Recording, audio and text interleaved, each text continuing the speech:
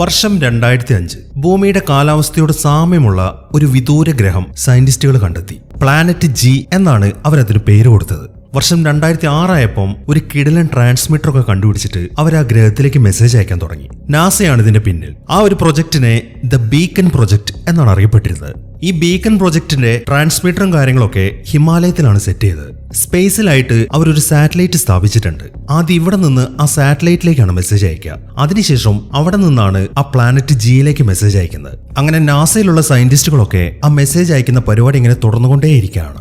ഇനി കാണിക്കുന്നത് ഈ കഥയിലെ നായകനെയാണ്. ഇവന്റെ പേര് അലക്സ് ഹോപ്പർ എന്നാണ്. ഇവനൊരു ചേട്ടനുണ്ട്. ചേട്ടന്റെ പേര് സ്റ്റോൺ ഹോപ്പർ എന്നാണ്. ഇന്ന് അലക്സിന്റെ ബർത്ത്ഡേ ആയിരുന്നു. അതുകൊണ്ട് അവരിപ്പോ ഒരു ബാറിലിരിക്കുകയാണ്. തലതെറിച്ചൊരു ജീവിതമാണ് ഈ അലക്സിന്റേത്. അതുകൊണ്ട് തന്നെ ഇതുവരെ ചെയ്തുകൊണ്ടിരുന്ന അവന്റെ ജോലിയൊക്കെ പോയി. ഈ സ്റ്റോൺ ജോലി ചെയ്യുന്നത് നേവിയിലാണ്. ഈ ഒരു സമയം അവൻ അലക്സിന്റെ അടുത്ത് പറയുന്നത്, നീ എന്തിനാണ് വേറെയുള്ള ജോലിയൊക്കെ ചെയ്തുകൊണ്ട് നടക്കുന്നത്? നിനക്ക് എന്റെ കൂടെ നേവിയിലേക്ക് പോകുന്നൂടെ എന്നാണ് അവൻ ചോദിക്കുന്നത്. എന്നാൽ നേവിയിൽ പോകാനൊന്നും അലക്സിന് താല്പര്യമില്ല. അങ്ങനെ അവർ കേക്കൊക്കെ മുറിക്കാൻ തുടങ്ങുമ്പോഴാണ് അലക്സ് ആ ബാറിൽ നിൽക്കുന്ന ഒരു പെണ്ണിനെ കാണുന്നത്. നല്ല സുന്ദരിയായ ഒരു പെൺകുട്ടിയായിരുന്നത്. ഇവളുടെ പേര് സമാന്ത എന്നാണ്. അവളെ കണ്ടപ്പോൾ തന്നെ അലക്സിന് അവളെ അങ്ങോട്ട് ഇഷ്ടപ്പെട്ടു. ഇപ്പൊ അവൻ അവളെ ഇംപ്രസ് ചെയ്യാൻ ശ്രമിക്കുകയാണ്. ഈ സമയം അവള് പറയുന്നത് എന്താണെന്ന് വെച്ച് കഴിഞ്ഞാൽ, ഞാനിപ്പോ ഇങ്ങോട്ട് വന്നത് ചിക്കൻ ബരീറ്റ കഴിക്കാൻ വേണ്ടിയിട്ടാണ്. എന്നാൽ സാധനം ഇവിടെ ഇല്ല. അതുകൊണ്ട് എന്ത് ചെയ്യണമെന്ന് അറിയാതെ നിൽക്കുകയാണ് ഞാൻ എന്നാണ് അവള് പറയുന്നത്. അത് കേൾക്കുമ്പോൾ അത്രയേ ഉള്ളൂ പ്രശ്നം. 5 മിനിറ്റിനകം ചിക്കൻ ബരീറ്റ ഞാൻ നിനക്ക് റെഡിയാക്കി തരാം എന്ന് പറഞ്ഞിട്ട് അവൻ പുറത്തേക്ക് ഇറങ്ങുകയാണ്. അവൻ നേരെ പോകുന്നത് ഒരു സൂപ്പർ മാർക്കറ്റിലേക്കാണ്. എന്നാൽ ഈ സമയം ആവുമ്പോഴേക്കും സൂപ്പർ മാർക്കറ്റ് അടച്ചു. അവൻ എത്ര പറഞ്ഞിട്ടും ആ കടക്കാരനത് തുറക്കാൻ കൂട്ടാക്കുന്നില്ല. എന്നാൽ അവൻ അതുകൊണ്ടൊന്നും പിന്മാറുന്നില്ല. ആ കടക്കാരൻ പോയ ഉടനെ തന്നെ അവൻ ആ ഷോപ്പിലേക്ക് വലിഞ്ഞു കയറാൻ തുടങ്ങി. അങ്ങനെ അവൻ കഷ്ടപ്പെട്ട ആ ഷോപ്പിന്റെ അകത്തേക്ക് എത്തി. എന്നാൽ ആ ഷോപ്പിലുള്ള മുഴുവൻ കാര്യങ്ങളും തകർത്തിട്ടാണ് അവനൊരു ചിക്കൻ ബരീറ്റ അവിടെ നിന്ന് എടുക്കുന്നത്. എന്നിട്ട് അവൻ അതും കൊണ്ട് പുറത്തേക്ക് ഇറങ്ങി. എന്നാൽ ഈ സമയം ആവുമ്പോഴേക്കും കാര്യങ്ങളൊക്കെ അറിഞ്ഞ് പോലീസുകാർ അങ്ങോട്ട് എത്തി. അത് കാണുന്ന അവനാണെങ്കിൽ വേഗം ബാറിലേക്ക് ഓടുകയാണ്. എത്രയും പെട്ടെന്ന് ആ സാധനം എടുത്ത് അവൾക്ക് കൊടുക്കണം. എന്നാൽ അവൻ അവളുടെ അടുത്തേക്ക് എത്തുമ്പോഴേക്കും ആ പോലീസുകാർ അങ്ങോട്ട് വന്നിട്ട് അവന്റെ ദേഹത്തേക്ക് ഷോക്ക് ഏൽപ്പിക്കുകയാണ്.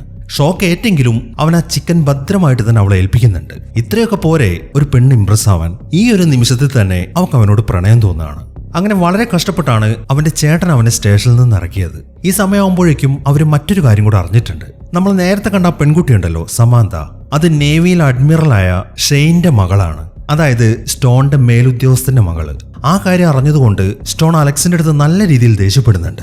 ഇനി നീ അവളുടെ പുറകെയൊന്നും നടക്കാൻ പോകണ്ട. പിന്നെ ഇനിയുള്ള നിന്റെ ജീവിതം ഞാൻ തീരുമാനിച്ചോളാം. നീ എന്റെ കൂടെ വന്ന് നേവിയിൽ ചേരാൻ നോക്ക് എന്നാണ് സ്റ്റോൺ പറയുന്നത്. അത് സമ്മതിക്കാന്നല്ലാതെ അലക്സിന്റെ മുന്നിൽ മറ്റൊരു മാർഗവുമില്ല. അങ്ങനെ അവൻ നേവിയിൽ ചേർന്നിട്ട് 6 വർഷമായി. ഇപ്പൊ അവിടെ ഒരു ഇവന്റ് നടക്കുകയാണ്. ഈ ഇവന്റിന്റെ പേര് റിംപാക്ക് എന്നാണ്. ഇത് നേവിക്കാരുടെ ഒരു സമുദ്ര പരിശീലനമാണ്. ഒരുപാട് രാജ്യക്കാർ ഇതിൽ പങ്കെടുക്കുന്നുണ്ട്.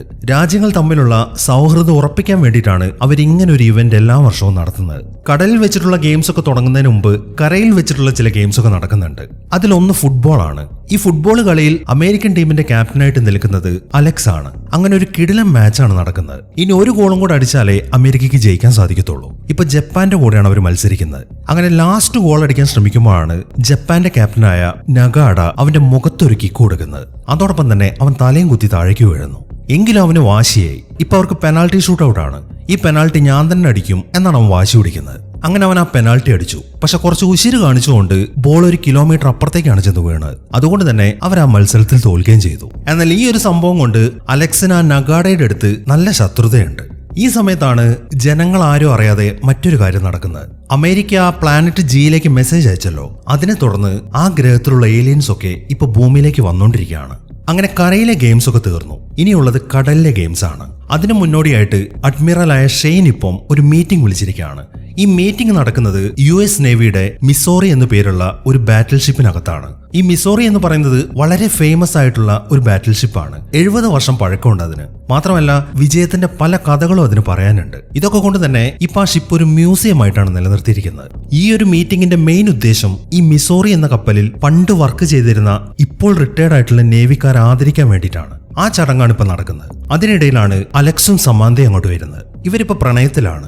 ഈ ഒരു കാര്യം സമാന്തയുടെ അച്ഛനായ ഷെയ്നും അറിയാം. അതുകൊണ്ട് തന്നെ അവരങ്ങോട്ട് കയറി വരുമ്പോൾ അയാൾ അതൊക്കെ ശ്രദ്ധിക്കുന്നുണ്ട്. അലക്സിന്റെ പൊസിഷൻ ഇപ്പൊ എന്താന്ന് വെച്ച് കഴിഞ്ഞാൽ അവൻ നേവിയുടെ ലൂട്ടനന്റ് ആണ്. അവന്റെ ചേട്ടനായ സ്റ്റോൺ ആണെങ്കിൽ അമേരിക്കൻ ബാറ്റിൽ ഷിപ്പായ USS സാംസന്റെ കമാൻഡർ ആണ്. സമാന്തയാണെങ്കിൽ ഒരു ഫിസിക്കൽ തെറാപ്പിസ്റ്റ് ആയിട്ടാണ് വർക്ക് ചെയ്യുന്നത്. അങ്ങനെ ആ ഫംഗ്ഷൻ ഒക്കെ കഴിഞ്ഞു. ഇനിയിപ്പോ ഫുഡ് കഴിക്കാനുള്ള സമയമായി. ഈ സമാന്തയും അലക്സും 6 വർഷമായിട്ട് പ്രണയത്തിലാണ്. അവൾ തന്നെ തന്റെ ഭാര്യയായാൽ മതി എന്നാണ് അവൻ ആഗ്രഹിക്കുന്നത്. ഇന്നത്തെ ദിവസം അത് അവളുടെ അച്ഛനായ ഷെയ്ന്റെ അടുത്ത് ചോദിക്കാനാണ് അവൻ ഇരിക്കുന്നത്. അങ്ങനെ അയാളോട് എന്താണ് ചോദിക്കേണ്ടത് എന്നിങ്ങനെയുള്ള കാര്യങ്ങളൊക്കെ ഒരു ബാത്റൂമിൽ നിന്ന് പ്രാക്ടീസ് ചെയ്തുകൊണ്ടിരിക്കുമ്പോഴാണ് ആ നഗാഡ് അങ്ങോട്ട് കയറി വരുന്നത്. അത് കാണുമ്പോൾ അവന് ശരിക്കും ദേഷ്യം വരാൻ തുടങ്ങി. അങ്ങനെ അവരതിനകത്ത് കടന്ന് അടിയുണ്ടാക്കിയ കാര്യങ്ങളൊക്കെ ബാക്കി എല്ലാവരും അറിഞ്ഞു. ഷെയ്ൻ ഇപ്പം അതൊക്കെ ചോദിക്കാൻ വേണ്ടി അവരെ അയാളുടെ ഓഫീസിലേക്ക് വിളിച്ചു വരുത്തിയിരിക്കുകയാണ്. എന്നാൽ അവര് പറയുന്നത് ഞങ്ങൾ ഫ്രണ്ട്സാണ്, ഞങ്ങൾ അടിയൊന്നും ഉണ്ടാക്കിയിട്ടില്ല എന്നാണ്. എന്നാൽ അവരടിയുണ്ടാക്കിയ കാര്യം വേറെ കുറെ ആൾക്കാർ കണ്ടിട്ടുണ്ട്. മാത്രമല്ല ആ ഷിപ്പിനകത്ത് കുറെ നാശനഷ്ടങ്ങളും ഉണ്ടായിട്ടുണ്ട്. അതുകൊണ്ട് തന്നെ ഇനി ഇങ്ങനെ ഒരു പ്രശ്നം ഉണ്ടാവുകയാണെങ്കിൽ നിങ്ങളെ പറഞ്ഞു വിടുന്നതായിരിക്കും എന്നാണ് ഷെയ്ൻ അവരുടെ അടുത്ത് പറയുന്നത്. അങ്ങനെ എല്ലാവരും അവിടെ നിന്ന് പോയി കഴിയുമ്പോൾ ഷെയ്ൻ അവനെ തനിച്ചൊന്ന് കാണുന്നുണ്ട്. അയാൾ പറയുന്നത് എന്താണെന്ന് വെച്ച് കഴിഞ്ഞാൽ, എനിക്കറിയാം നീയും എന്റെ മകളും തമ്മിൽ പ്രണയത്തിലാണെന്ന്. പക്ഷെ നിങ്ങൾ തമ്മിൽ കല്യാണം കഴിക്കാൻ ഞാൻ സമ്മതിക്കും നീ മനസ്സ് പോലും വിചാരിക്കണ്ട. നീ ഒരുപാട് കഴിവുകളുള്ള പയ്യനാണ്, പക്ഷെ അതൊന്നും യൂട്ടിലൈസ് ചെയ്യാൻ നിനക്ക് അറിയത്തില്ല. നിന്റെ സ്വഭാവവും ലീഡർഷിപ്പ് ക്വാളിറ്റിയും വളരെ മോശമാണ്. അതുകൊണ്ട് ഞാൻ നേരത്തെ പറഞ്ഞ് നീ ഓർക്കുന്നുണ്ടല്ലോ, ഇനി എന്തെങ്കിലും ഒരു പ്രശ്നം ഉണ്ടായാൽ ഉടനെ തന്നെ നിന്നെ ഞങ്ങൾ പറഞ്ഞു വിടും എന്നാണ് അയാൾ പറയുന്നത്. അയാൾ ആ പറഞ്ഞ കാര്യം അവന്റെ മനസ്സിൽ വല്ലാതെ കൊണ്ടിട്ടുണ്ട്. അതുകൊണ്ട് തന്നെ ഈ ഒരു നിമിഷം മുതൽ അവൻ അവന്റെ ജോലിയിൽ കോൺസെൻട്രേറ്റ് ചെയ്യാൻ തുടങ്ങി. അങ്ങനെ പിറ്റേ ദിവസമായി ആ ഗെയിംസിന് വേണ്ടി പല രാജ്യങ്ങളിലുള്ള ഷിപ്പൊക്കെ ഇപ്പൊ കടലിലേക്ക് ഇറക്കിയിരിക്കുകയാണ്. ഇതേ സമയം തന്നെ അഡ്മിറൽ ഷെയ്ൻ ആണെങ്കിൽ USS റൊണാൾഡ് എന്നു പേരുള്ള ഒരു എയർക്രാഫ്റ്റ് കാരിയറിലാണ് ഇരിക്കുന്നത്. ഇയാളാണ് ഇതിന്റെ ഇൻചാർജ്. എന്തെങ്കിലും ആവശ്യമുണ്ടെങ്കിൽ ജെറ്റ് വിമാനങ്ങളൊക്കെ പറഞ്ഞു വിടുക, അതാണ് അയാളുടെ ഡ്യൂട്ടി. ഇതേ സമയം തന്നെ അലക്സ് ആണെങ്കിൽ അവന്റെ ഷിപ്പിലാണുള്ളത്. ഈ ഷിപ്പിന്റെ പേര് USS ജോൺ പോൾ എന്നാണ്. അവൻ അവിടുത്തെ കാര്യങ്ങളൊക്കെ നോക്കിക്കൊണ്ട് നിൽക്കുമ്പോഴാണ് അവന്റെ ചേട്ടൻ അവനെ വിളിപ്പിക്കുന്നത്. അങ്ങനെ അവനെ കാണുമ്പോൾ അവന്റെ ചേട്ടൻ പറയുന്നത് എന്താണെന്ന് വെച്ച് കഴിഞ്ഞാൽ, നീ ഉണ്ടാക്കിയ പ്രശ്നങ്ങൾ കൊണ്ട് നിനക്കിപ്പോൾ നല്ല പണി കിട്ടിയിട്ടുണ്ട്. നമ്മുടെ ഈ ഗെയിംസ് ഒക്കെ കഴിഞ്ഞു കഴിഞ്ഞാൽ നിന്നെ നേവിയിൽ നിന്ന് പുറത്താക്കാനാണ് തീരുമാനിച്ചിരിക്കുന്നത് എന്നൊക്കെയാണ് സ്റ്റോൺ പറയുന്നത്. അത് കേൾക്കുന്ന അലക്സിനാണെങ്കിൽ ശരിക്കും വിഷമമായി. അവൻ ആ ജോലി സീരിയസ് ആയിട്ട് കണ്ടുവരുന്ന സമയമായിരുന്നു. ഇതേ സമയം തന്നെ സമാന്ത പോയിരിക്കുന്നത് ഈ നേവിയിൽ അപകടം പറ്റിയ ആൾക്കാരുടെ അടുത്തേക്കാണ്. അവളുടെ ഇന്നത്തെ ഡ്യൂട്ടി അവിടുത്തെ ഒരാളുടെ കൂടെയാണ്. ഇയാളുടെ പേര് മിക്ക് എന്നാണ്. വളരെ ബ്രില്യന്റ് ആയിട്ടുള്ള ഒരു ഓഫീസറായിരുന്നു ഇയാൾ. എന്നാൽ ഒരു അപകടത്തിൽപ്പെട്ട് ഇയാളുടെ 2 കാലുകളും നഷ്ടമായി. അതിനെ തുടർന്ന് പിന്നെ അയാൾക്ക് ഭയങ്കര നിരാശയായിരുന്നു. ഇപ്പൊ പുള്ളിക്ക് ഒന്നിനോട് അങ്ങോട്ട് ആത്മാർത്ഥതയൊന്നുമില്ല. അയാളുടെ ആ പ്രശ്നങ്ങളൊക്കെ പരിഹരിച്ചിട്ട് അയാളെ പഴയതുപോലെ ആക്കിയെടുക്കാൻ വേണ്ടിയിട്ടാണ് സമാന്ത ഇപ്പോൾ അയാളുടെ അടുത്തേക്ക് വന്നിരിക്കുന്നത്. അങ്ങനെ സമാന്ത അയാളെയും കൂട്ടി ഒരു കുന്നിന് മുകളിലേക്കാണ് പോകുന്നത്. അങ്ങനെ അവർ നടന്ന് എത്തിച്ചേർന്നിരിക്കുന്നത് നാസയിൽ ആ ഫെസിലിറ്റിയിലാണ്. ഇവിടെ നിന്നാണ് ആ പ്ലാനറ്റ് ജിയിലേക്ക് സിഗ്നലൊക്കെ അയക്കുന്നത്. ഇതേ സമയം തന്നെ ആ പ്ലാനറ്റ് ജിയിൽ നിന്ന് വരുന്ന സ്പേസ്ഷിപ്പുകളൊക്കെ ഭൂമിക്ക് നേരെ കുതിക്കുകയാണ്. അത് 5 എണ്ണം ഉണ്ട്. അത് ഭൂമിയിൽ എത്താറായപ്പോൾ തന്നെ സയന്റിസ്റ്റുകളൊക്കെ അവരുടെ കമ്പ്യൂട്ടർ വഴി അതൊക്കെ കാണുന്നുണ്ട്. പക്ഷെ ഇതെന്താണ് കാര്യം എന്നവർക്ക് മനസ്സിലായിട്ടില്ല.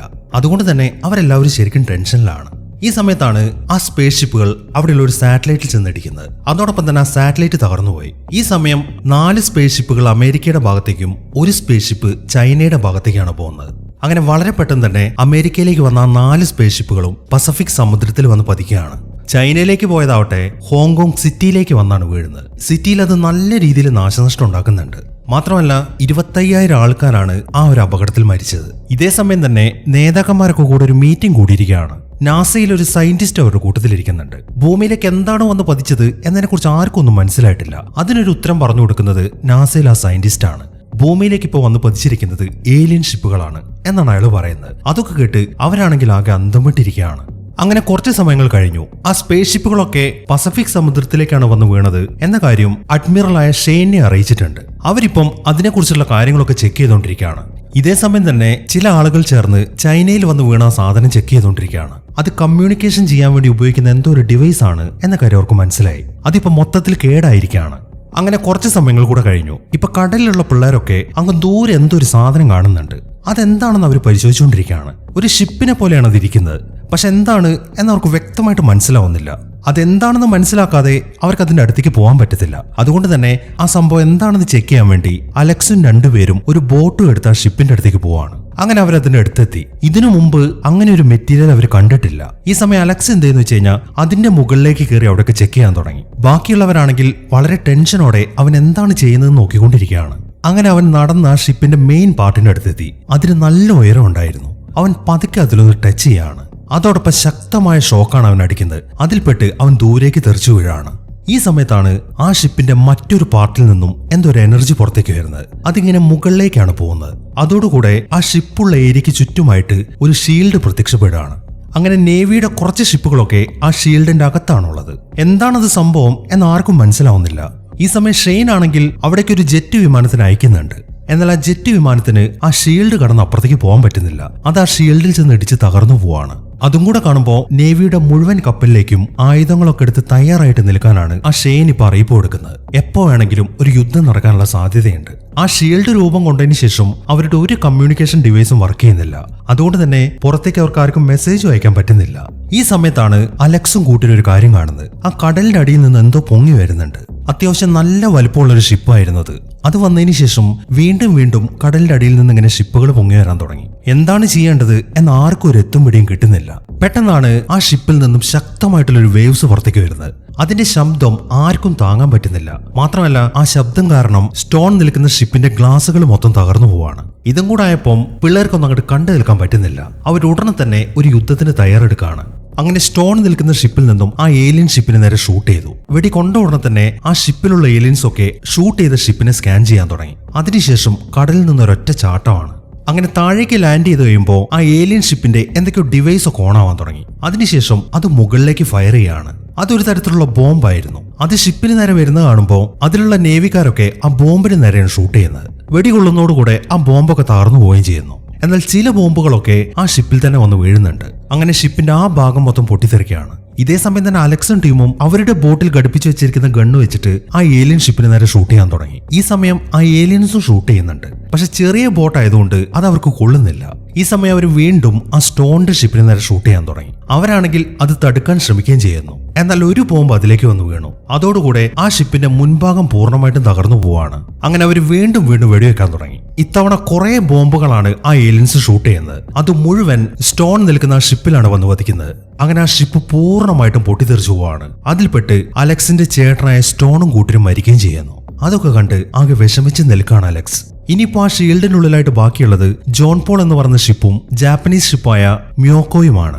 അലക്സ് നേരെ പോകുന്നത് ആ ജോൺ പോൾ എന്ന് പറഞ്ഞ ഷിപ്പിലേക്കാണ്. പക്ഷെ അവൻ അവിടേക്ക് ചെന്ന് അന്വേഷിക്കുമ്പോൾ അതിലെ ക്യാപ്റ്റനും കൂട്ടരും മരിച്ചിട്ടുണ്ട്. ഇപ്പൊ അവർക്ക് കമാൻഡ് കൊടുക്കാൻ ഒരാളില്ല. അപ്പൊ ഇനി അടുത്ത ഇൻചാർജ് ആരാണ് എന്നാണ് അലക്സ് ചോദിക്കുന്നത്. അത് കേൾക്കുമ്പോൾ സീനിയോറിറ്റി വെച്ച് നോക്കുകയാണെങ്കിൽ നിങ്ങൾക്കാണ് ഞങ്ങൾ എല്ലാവരെക്കാളും കൂടുതൽ എക്സ്പീരിയൻസ്. അതുകൊണ്ട് തന്നെ ഇനി ഈ ഷിപ്പിന്റെ ക്യാപ്റ്റൻ ആവേണ്ടത് നീയാണ് എന്നാണ് അവരെല്ലാവരും പറയുന്നത്. അങ്ങനെ അലക്സ് ഉടനെ തന്നെ ആ ദൗത്യം ഏറ്റെടുക്കുകയാണ്. അങ്ങനെ ക്യാപ്റ്റൻ ആയതിനു ശേഷം അവൻ ആദ്യം ഓർഡർ കൊടുക്കുന്നത് ആ ഏലിയൻ ഷിപ്പിനെ അറ്റാക്ക് ചെയ്യാൻ വേണ്ടിയിട്ടാണ്. ബാക്കിയുള്ളവർക്കാർക്കും ഒരു അറ്റാക്കിനോട് താല്പര്യമില്ലെങ്കിലും ക്യാപ്റ്റൻ ആയതുകൊണ്ട് അവൻ പറയുന്ന അനുസരിക്കാന്നല്ലാതെ അവർക്ക് മറ്റൊരു നിവൃത്തിയുമില്ല. അങ്ങനെ അവർ വീണ്ടും ഒരു അറ്റാക്കിന് തയ്യാറെടുക്കുകയാണ്. ഈ സമയത്താണ് ആ ജാപ്പനീസ് ഷിപ്പ് ആ ഏലിയൻസിനെ ഷൂട്ട് ചെയ്യുന്നത്. ഈ ജാപ്പനീസ് ഷിപ്പിന്റെ ക്യാപ്റ്റൻ ആ നഗാഡയാണ്. അവർ ഷൂട്ട് ചെയ്ത ഉടനെ ആ ഏലിയൻസും അവർക്ക് നേരെ ഷൂട്ട് ചെയ്യാണ്. അതിൽ ആ ജാപ്പനീസ് ഷിപ്പിന്റെ മുൻഭാഗം മൊത്തം തകർന്നു പോകുന്നുണ്ട്. ഇതെല്ലാം ആ ജോൺ പോൾ എന്ന് പറഞ്ഞ ഷിപ്പിൽ ആൾക്കാരും കാണുന്നുണ്ട്. ആ ഏലിയൻസ് വീണ്ടും ഷൂട്ട് ചെയ്ത് കാണുമ്പോൾ അവർക്ക് എല്ലാവർക്കും ടെൻഷൻ ആവാൻ തുടങ്ങി. ഇനിയും നമ്മൾ അവരെ ആക്രമിക്കണോ എന്നാണ് അവർ ചോദിക്കുന്നത്. എന്നാൽ അലക്സ് ആണെങ്കിൽ അവരെ ആക്രമിച്ചേ തീരൂ എന്ന വാശിയിൽ ഉറച്ചു നിൽക്കുകയാണ്. എന്നാൽ ഈ സമയത്താണ് അവർക്ക് മറ്റൊരു പ്രശ്നം വരുന്നത്. ആ ജാപ്പനീസ് ഷിപ്പ് മുങ്ങിക്കൊണ്ടിരിക്കുകയാണ്. ഇപ്പൊ ആ ഏലിയൻ ഷിപ്പിനെ അവർ അറ്റാക്ക് ചെയ്യാൻ ശ്രമിക്കുകയാണെങ്കിൽ അവർ മൊത്തത്തിൽ നശിപ്പിക്കും എന്ന കാര്യം ഉറപ്പാണ്. അതുകൊണ്ട് ബാക്കിയുള്ളവർ പറയുന്നത് ഇപ്പൊ നമ്മൾ അറ്റാക്ക് ചെയ്യേണ്ട, ആ ജാപ്പനീസ് ഷിപ്പിലുള്ളവരെ രക്ഷിക്കാമെന്നാണ്. ആദ്യമൊന്നും അലക്സ് അതിന് സമ്മതിക്കത്തില്ലെങ്കിലും അവർ നിർബന്ധിക്കുമ്പോൾ അവൻ അതിന് സമ്മതിക്കുകയാണ്. ഇതേ സമയം തന്നെ ആ ഏലിയൻ ഷിപ്പ് ആണെങ്കിൽ അലക്സിന്റെ ഷിപ്പിന് നേരെ ഷൂട്ട് ചെയ്യാൻ വേണ്ടി തയ്യാറായി നിൽക്കുകയാണ്. എന്നാൽ ഈ സമയത്താണ് അവൻ അവരുടെ ഷിപ്പ് ആ ജാപ്പനീസ് ഷിപ്പിന് നേരെ തിരിച്ചുവിടാൻ പറയുന്നത്. അവരുടനെ തന്നെ ആ ഷിപ്പ് തിരിക്കാൻ തുടങ്ങി. അത് കാണുന്ന ഏലിയൻസ് ആണെങ്കിൽ അവരുടെ ആ വെപ്പൺസ് ഒക്കെ താഴ്ത്തുകയും ചെയ്യുന്നു. ഈ സമയത്താണ് ആ ഏലിയൻ ഷിപ്പിൽ നിന്നും ടയർ പോലുള്ള 3 സാധനങ്ങൾ പുറത്തേക്ക് വരുന്നത്. അത് നേരെ മുകളിലേക്കാണ് പോകുന്നത്. അങ്ങനെ ആ 3 ടയറുകളും പോയി കഴിയുമ്പോൾ മറ്റൊരു സ്പേസ് ഷിപ്പും കൂടെ പുറത്തേക്ക് വരുന്നുണ്ട്. അതെല്ലാം നേരെ കരയിലേക്കാണ് പോകുന്നത്. ആ 2 ടയറുകൾ നേരെ പോകുന്നത് മിലിറ്ററി ബേസിലേക്കാണ്. അവിടെ ചെന്ന ഉടനെ തന്നെ അവിടെ നിർത്തിയിട്ടിരിക്കുന്ന മുഴുവൻ ഹെലികോപ്റ്ററുകളും ആ ടയറുകൾ നശിപ്പിച്ച് കളയാണ്. മറ്റേ ടയർ പോയിരിക്കുന്നത് സിറ്റിയിലെ ഹൈവേയിലേക്കാണ്. അത് അവിടുത്തെ ഒരു പാലം മൊത്തം തകർത്ത് കളയുന്നു. അതോടുകൂടെ അവിടെ നിൽക്കുന്ന വാഹനങ്ങളൊക്കെ അതിന്റെ ഇടയിലേക്ക് വീണു പോവാണ്. ഈ സമയമാകുമ്പോഴേക്കും അലക്സും കൂട്ടരും ആ ജാപ്പനീസ് ഷിപ്പിൽ ബാക്കിയുള്ളവരൊക്കെ അവരുടെ ഷിപ്പിലേക്ക് കയറ്റിയിട്ടുണ്ട്. ഈ സമയവും സമാന്തയും മിക്കും ആ ഒബ്സർവേറ്ററിയുടെ അടുത്ത് നിൽക്കുകയാണ്. പെട്ടെന്നാണ് ആ ഏലിയൻ ഷിപ്പ് അതിലെ കടന്നു പോകുന്നത്. പക്ഷെ അത് കണ്ടിട്ട് അവർക്കൊന്നും മനസ്സിലായിട്ടില്ല. എന്നാൽ അത് ആ ഒബ്സർവേറ്ററിയിലേക്കാണ് പോയിരിക്കുന്നത് എന്ന കാര്യം അവർക്ക് മനസ്സിലായി. അങ്ങനെ ആ ഷിപ്പ് ആ ഒബ്സർവേറ്ററിയിൽ ലാൻഡ് ചെയ്തു. അതിനെ തുടർന്ന് അതിനകത്തുണ്ടായിരുന്ന ഏലിയൻസ് ഒക്കെ പുറത്തേക്ക് ഇറങ്ങാണ്. ഈ സമയത്താണ് 2 പോലീസുകാർ സമാന്തയുടെ മിക്കിന്റെ അടുത്തേക്ക് വരുന്നത്. വന്ന ഉടനെ തന്നെ അവർ കാര്യങ്ങൾ അവരുടെ അടുത്ത് പറയാൻ തുടങ്ങി. നിങ്ങൾ എന്തിനാണ് ഇവിടെ നിൽക്കുന്നത്? ഏലിയൻസ് ഭൂമിയിലേക്ക് വന്ന കാര്യം നിങ്ങൾ അറിഞ്ഞില്ലേ? ഈ ഏരിയയിൽ നിൽക്കുന്നതൊക്കെ ഡേഞ്ചർ ആണ്, അതുകൊണ്ട് വേഗം ഇവിടെ നിന്ന് പോകാൻ നോക്ക് എന്നൊക്കെയാണ് പോലീസുകാർ പറയുന്നത്. അത്രയും പറഞ്ഞതിന് ശേഷം പോലീസുകാർ അവിടെ നിന്ന് പോവുകയും ചെയ്യുന്നു. എന്നാൽ പിന്നെ ഏലിയൻസിനൊന്ന് കണ്ടിട്ട് വരാമെന്നും പറഞ്ഞിട്ട് മിക്ക് സമാന്തയും കൂട്ടി ആ ഒബ്സർവേറ്ററിയിലേക്ക് പോവാണ്. ഇതേ സമയം തന്നെ പോലീസുകാരെല്ലാം അവിടെ നിന്ന് പോയിക്കൊണ്ടിരിക്കുകയാണ്. പെട്ടെന്നാണ് ഒരു ഏലിയൻ വന്നിട്ട് ആ പോലീസുകാർ അറ്റാക്ക് ചെയ്യുന്നത്. ഈ സമയം തന്നെ അലക്സിനും കൂട്ടർക്കും ഒരു ഏലിയന്റെ ശരീരം കിട്ടിയിട്ടുണ്ട്. അവരിപ്പം അതിന്റെ ഹെൽമെറ്റ് ഒക്കെ ഊരി. ഏകദേശം ഒരു മനുഷ്യന്റെ രൂപമാണതിന്. അവരതിന് ചെക്ക് ചെയ്തുകൊണ്ടിരിക്കുമ്പോഴാണ് പെട്ടെന്ന് അത് എഴുന്നേൽക്കുന്നത്. അതിനുശേഷം അലക്സിനെയും കൂട്ടരെ അറ്റാക്ക് ചെയ്യാൻ തുടങ്ങി. അവരാണെങ്കിൽ കഷ്ടപ്പെട്ട് അതിനെ എതിർക്കാൻ ശ്രമിച്ചുകൊണ്ടിരിക്കുകയാണ്. ഈ സമയത്താണ് ആ ഷിപ്പിൽ ഒരു പൊട്ടിത്തെറി നടക്കുന്നത്. അവർ നോക്കുമ്പോൾ അത് ബാക്കിയുള്ള ഏലിയൻസ് ആയിരുന്നു. ഇപ്പൊ അവർക്ക് കിട്ടിയ ആ ഏലിയനെ എടുത്തുകൊണ്ട് പോകാനാണ് അവരിപ്പോൾ അങ്ങോട്ട് വന്നിരിക്കുന്നത്. അങ്ങനെ പെട്ടെന്ന് തന്നെ അവർ ആ ഏലിയനെയും കൂട്ടി അവിടെ നിന്ന് പോവാണ്. അങ്ങനെ ആ ഏലിയൻസ് ഒക്കെ അവിടെ നിന്ന് പോയി കഴിയുമ്പോഴാണ് ആ ഷിപ്പിന്റെ മുകളിൽ നിന്നൊരു ശബ്ദം കേൾക്കുന്നത്. അത് ഏലിയന്റെ ശബ്ദം തന്നെയാണ്. അതുകൊണ്ട് തന്നെ അലക്സും കൂട്ടരും ആ ഏലിയനെ അന്വേഷിച്ച് നടക്കാൻ തുടങ്ങി. ഈ സമയം ഏലിയൻ ആ ഷിപ്പിന്റെ മുകളിലാണ് നിൽക്കുന്നത്. അത് അവിടെ നിന്ന് എന്തോ ഒരു ഡിവൈസ് എടുക്കാനാണ് വന്നിരിക്കുന്നത്. അങ്ങനെ പെട്ടെന്ന് തന്നെ അലക്സും കൂട്ടരും അങ്ങോട്ട് വന്നിട്ട് ആ ഏലിയനുമായിട്ട് ഫൈറ്റ് ചെയ്യാൻ തുടങ്ങി. അവർക്ക് അതിനെ പെട്ടെന്ന് കൊല്ലാൻ പറ്റത്തില്ല എന്ന കാര്യം അലക്സിന് മനസ്സിലായി. ഈ സമയത്താണ് അവനൊരു ഐഡിയ തോന്നുന്നത്. അവൻ എന്തെന്ന് വെച്ച് കഴിഞ്ഞാൽ ആ ഫൈറ്റിങ്ങിനിടയിൽ ആ ഏലിയനെയും കൊണ്ട് പോകുന്നത് ആ ഷിപ്പിന്റെ വെളിയിലേക്കാണ്. അങ്ങനെ അവൻ ആ ഏലിയനെ കറക്റ്റ് ആയിട്ട് ആ ഷിപ്പിലുള്ള ഒരു പീരങ്കിന്റെ മുന്നിലാണ് നിർത്തുന്നത്. അതിനുശേഷം അകത്തിരിക്കുന്ന ആൾക്ക് നിർദ്ദേശം കൊടുക്കുകയാണ്. ഈ സമയത്ത് അകത്തുനിന്ന് ആള് ഫയർ ചെയ്യുകയും ചെയ്യുന്നു. അങ്ങനെ അതിൽപ്പെട്ട് ആ ഏലിയൻ പൂർണ്ണമായിട്ടും ചിതറിപ്പോവാണ്. ഇതേ സമയം തന്നെ സമാന്തയും മൈക്കും അതിലൂടെ നടന്നുകൊണ്ടിരിക്കുകയാണ്. അതിനിടയിലാണ് ആ തകർന്നു കിടക്കുന്ന പോലീസ് വണ്ടികളൊക്കെ അവർ കാണുന്നത്. ഇതും കൂടെ കാണുമ്പോൾ ഇനിയിപ്പോൾ അവിടെ നിന്ന് കഴിഞ്ഞാൽ പണി കിട്ടും എന്ന കാര്യം അവർക്ക് നന്നായിട്ട് അറിയാം. അങ്ങനെ അവിടെ നിന്ന് രക്ഷപ്പെടാൻ വേണ്ടി സമാന്ത വേഗം ചെന്നിട്ട് അവിടെ കിടക്കുന്ന പോലീസുകാരന്റെ പോക്കറ്റിൽ നിന്ന് കീ എടുക്കുകയാണ്. ഈ സമയത്താണ് ഒരു ഏലിയൻ അങ്ങോട്ട് വരുന്നത്. പക്ഷെ അവൾ അവിടെ മറിഞ്ഞിരുന്നുകൊണ്ട് ഏലിയൻ അവളെ കണ്ടിട്ടില്ല. അങ്ങനെ ആ ഏലിയൻ പോയതിനു ശേഷം അവരവിടെ നിന്ന് വണ്ടി എടുത്തോണ്ട് പോകാൻ തുടങ്ങുമ്പോഴാണ് ആ ഒബ്സർവേറ്ററിയുടെ ഇൻചാർജായ കാൾ അങ്ങോട്ട് വരുന്നത്.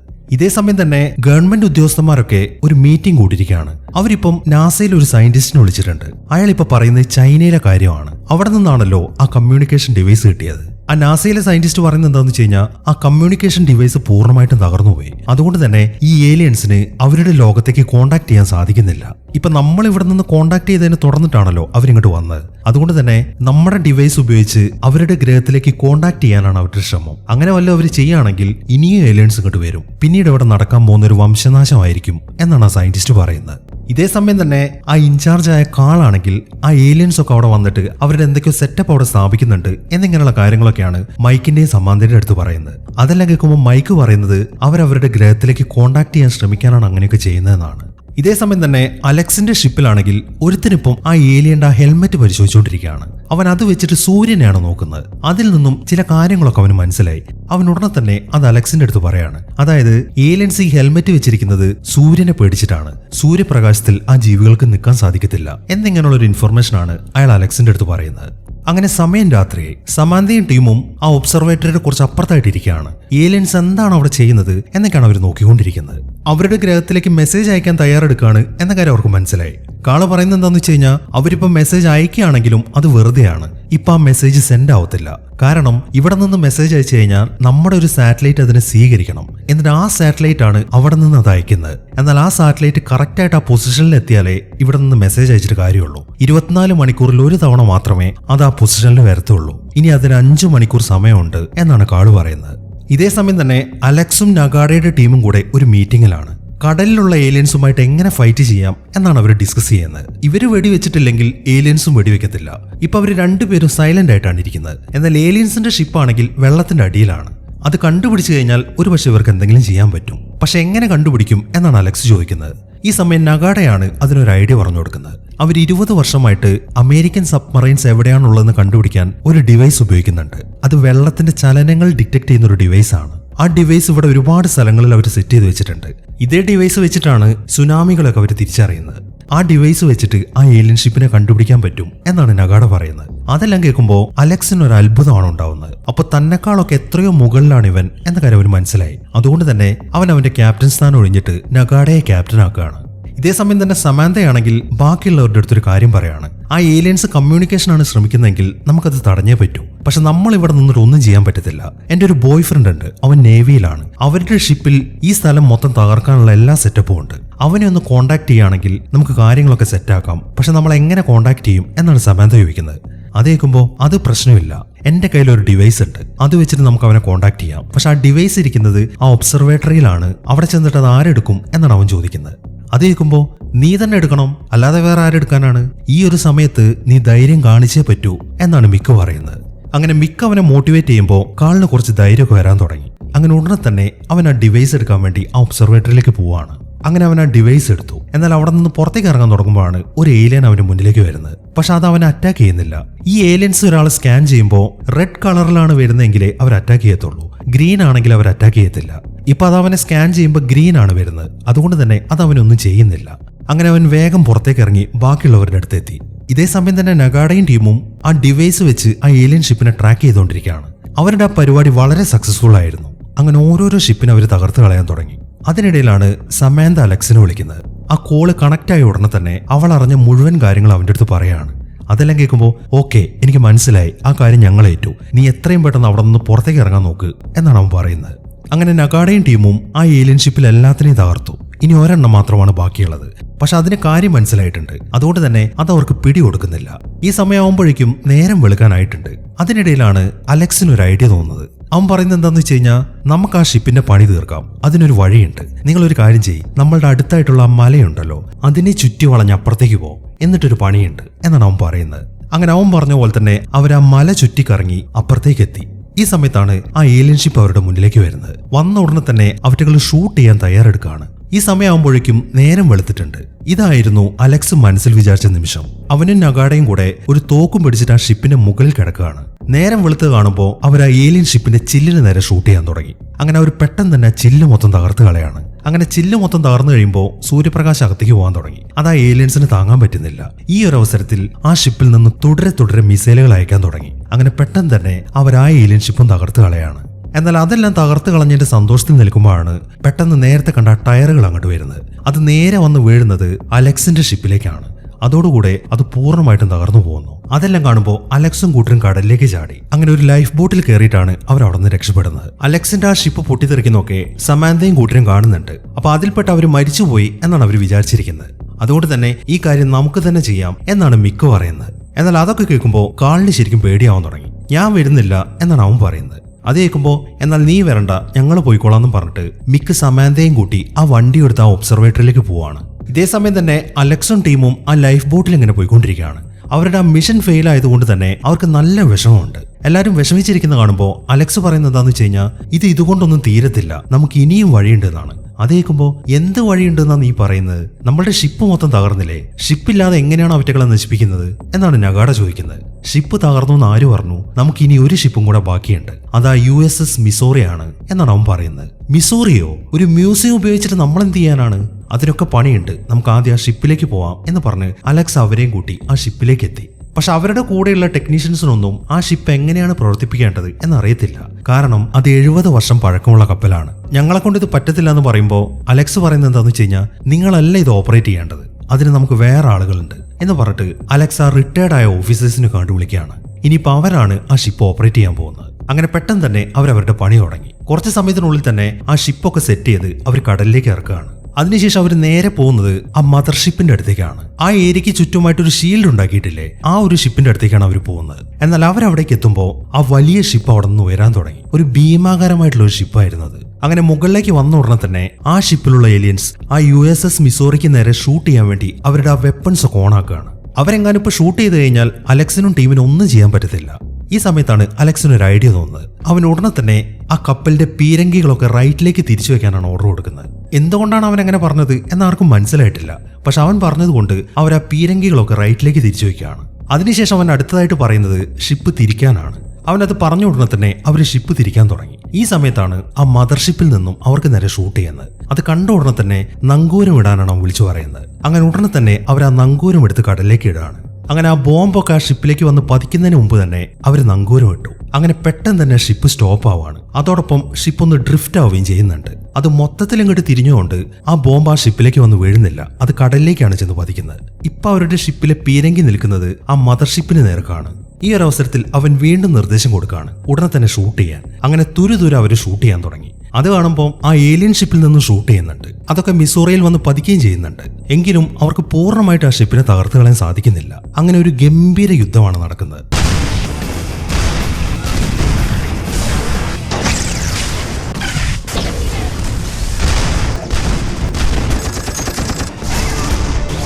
ആ യുദ്ധത്തിൽ അവർ ആ ഏലിയൻ ഷിപ്പ് തകർത്ത് കളയുകയും ചെയ്യുന്നു. അങ്ങനെ ആ മദർഷിപ്പ് തകർന്നോടുകൂടെ ആ ഷീൽഡും അപ്രത്യക്ഷമാവാണ്. ഈ സമയമാകുമ്പോഴേക്കും ആ ഒബ്സർവേറ്ററിയിൽ നിന്നും ഏലിയൻസ് ഒക്കെ സിഗ്നൽ അയച്ചിട്ടുണ്ട്. എന്നാൽ പെട്ടെന്നാണ് സമാന്തയും മിക്കും കൂടെ അവരുടെ ജീപ്പുമായിട്ട് അങ്ങോട്ട് വരുന്നത്. അങ്ങനെ ആ സിഗ്നൽ മുകളിലുള്ള സാറ്റലൈറ്റിൽ റിസീവ് ആവുന്നതിന് മുമ്പ് തന്നെ അവർ ആ ജീപ്പുമായിട്ട് ചെന്നിട്ട് ആ ട്രാൻസ്മിറ്ററിന് ഇടിക്കുകയാണ്. അതോടൊപ്പം തന്നെ അത് ഓഫായി പോവുകയും ചെയ്യുന്നു. ഇതെല്ലാം കണ്ടുകൊണ്ട് അവിടെ ഒരു ഏലിയൻ നിൽക്കുന്നുണ്ട്. അത് ഉടനെ തന്നെ അവരുടെ ജീപ്പിന്റെ അടുത്തേക്കാണ് പോകുന്നത്. അത് കണ്ട ഉടനെ തന്നെ മിക്കാണെങ്കിൽ വേഗം പുറത്തേക്ക് ഇറങ്ങാണ്. അതിനുശേഷം ആ ഏലിയനുമായിട്ട് ഫൈറ്റ് ചെയ്യാൻ തുടങ്ങി. ആ ഫൈറ്റിനിടയിൽ അവൻ ആ ഏലിയന്റെ ഹെൽമെറ്റ് ഊരിയെടുക്കുന്നുണ്ട്. ഹെൽമെറ്റ് ഊരിയത് കൊണ്ട് സൂര്യപ്രകാശം അതിന്റെ മേത്തേക്ക് അടിക്കാൻ തുടങ്ങി. അതിന് മിക്കിനെ ശരിക്കും കാണുന്നില്ല. ഇതേ സമയം തന്നെ അലക്സും കൂട്ടരും ഒരു മിസൈൽ സെറ്റ് ചെയ്യാൻ വേണ്ടി അതും എടുത്തുകൊണ്ട് വരികയാണ്. ഇനിയിപ്പം അവരുടെ കയ്യിൽ ആകെ അവശേഷിക്കുന്നത് ഈ ഒരേ ഒരു മിസൈൽ മാത്രമാണ്. ആ ഒബ്സർവേറ്ററി തകർക്കാൻ വേണ്ടിയിട്ടാണ് അവരിപ്പോൾ അത് എടുത്തുകൊണ്ട് വരുന്നത്. ഈ സമയവും മിക്കാണെങ്കിൽ ആ ഏലിയനുമായിട്ട് ഫൈറ്റ് ചെയ്തുകൊണ്ടിരിക്കുകയാണ്. പക്ഷെ എത്ര ശ്രമിച്ചിട്ടും മിക്കിന് ആ ഏലിയനെ തോൽപ്പിക്കാൻ സാധിക്കുന്നില്ല. അത് ഉടനെ തന്നെ മിക്കിനെ ഇടിച്ചു വീഴ്ത്താണ്. എന്നാൽ ആ ഏലിയൻ അവനെ കൊല്ലാൻ തുടങ്ങുമ്പോഴാണ് പെട്ടെന്ന് കാൾ അങ്ങോട്ട് വരുന്നത്. വന്ന ഉടനെ തന്നെ കാൾ ആ ഏലിയനുമായിട്ട് ഫൈറ്റ് ചെയ്യാൻ തുടങ്ങി.